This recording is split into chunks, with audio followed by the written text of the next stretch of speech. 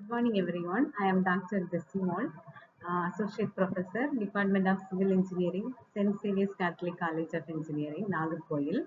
Today, we are going to see about the reciprocating pump.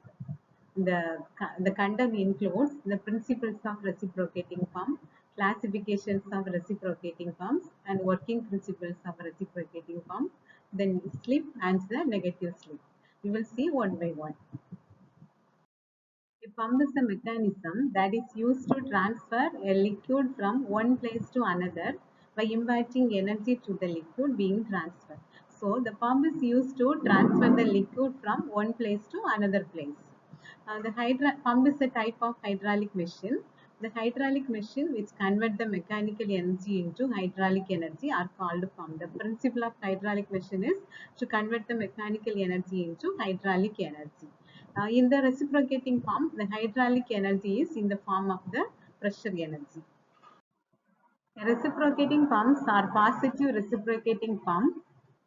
Initially, a small quantity of liquid is taken into a chamber and is physically displaced and forced out with pressure by moving mechanical elements.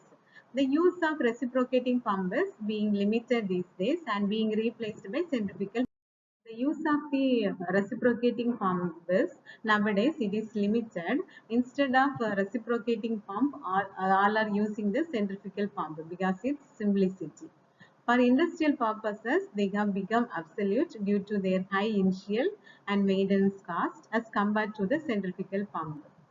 Small hand-operated pumps are still in use that include well pumps, etc. In villages, they are using the hand-operated pumps. These are useful where high heads are required with small discharge as oil drilling operations. This is the reciprocating pump. The reciprocating pump consists of cylinder, piston rod, crank.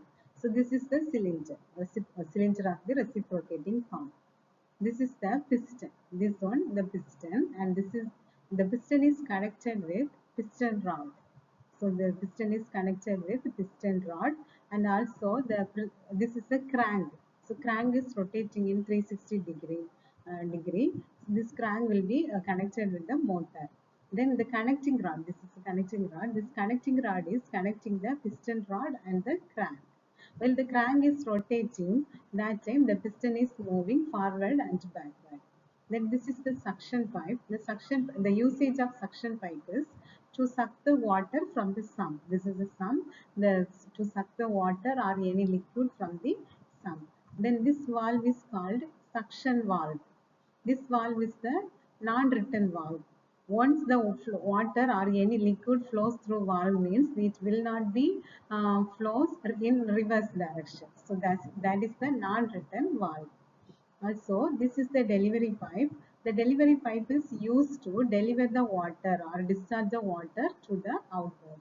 So this valve is also the delivery valve. This delivery valve is also the non-return valve. It does not allow the water to flow in reverse direction. Then these are the air vessels. The two air vessels are fixed in the delivery pipe and the suction pipe. The purpose of air vessel is to increase the discharge and to produce a high head. That is the purpose of the air vessel. Classification of reciprocating pump. The major classification of reciprocating pumps are according to use of piston size and the number of cylinders, etc. So according to the use of piston size, there are two types of reciprocating pump, single acting and double acting. So this is the single acting reciprocating pump. In a single acting reciprocating pump, there will be one suction pipe and the one delivery pipe, and also the water is contact with one side of the pump. So here the water is contact with this one side of the piston. It is called the single acting reciprocating pump. Then the double acting reciprocating pump. A double acting reciprocating pump has two suction and two delivery pipes, and also the water is contact in both the sides of the piston. See this here, this is the double acting reciprocating pump. Here there are two delivery pipes and two suction pipes. Also, the water is contact in double side, both the sides of the piston. This is the double acting reciprocating pump. The double acting reciprocating pump is used to produce high head and high discharge. Next classification is based on the number of cylinder. According to the number of cylinder, the reciprocating pump is classified into 5 types: single cylinder pump, double cylinder pump, triple cylinder pump, 4 cylinder pump, and 5 cylinder pump. In a single cylinder pump, the one cylinder is attached in the pump. It may be either single acting or double acting. In the double cylinder pump, double cylinder consists of two cylinders connected to the same shaft. In the triple cylinder pump, it is also known as three-throw pump.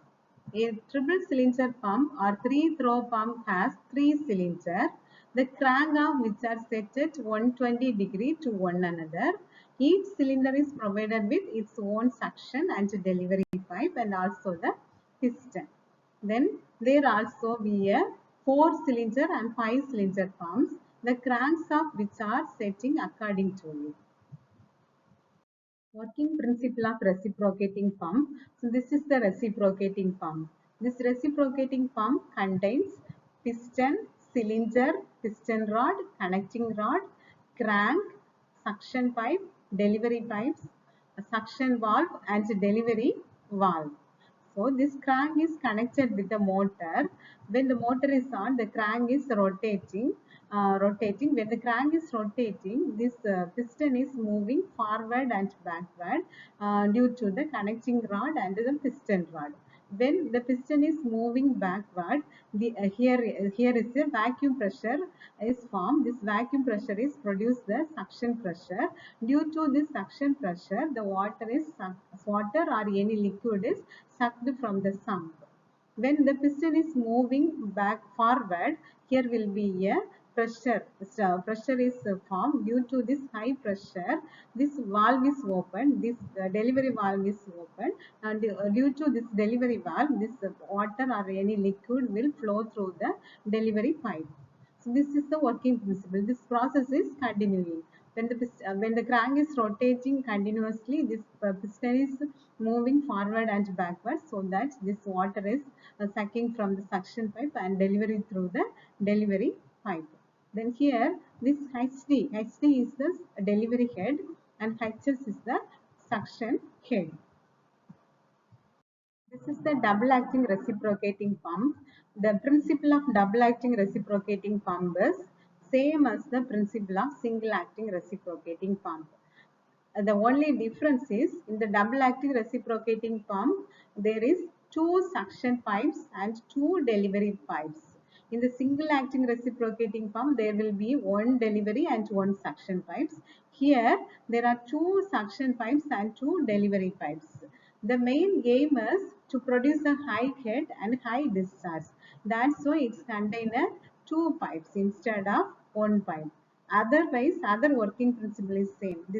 The piston is available a single piston. This piston is connected with the connecting rod and the piston rod and the crank.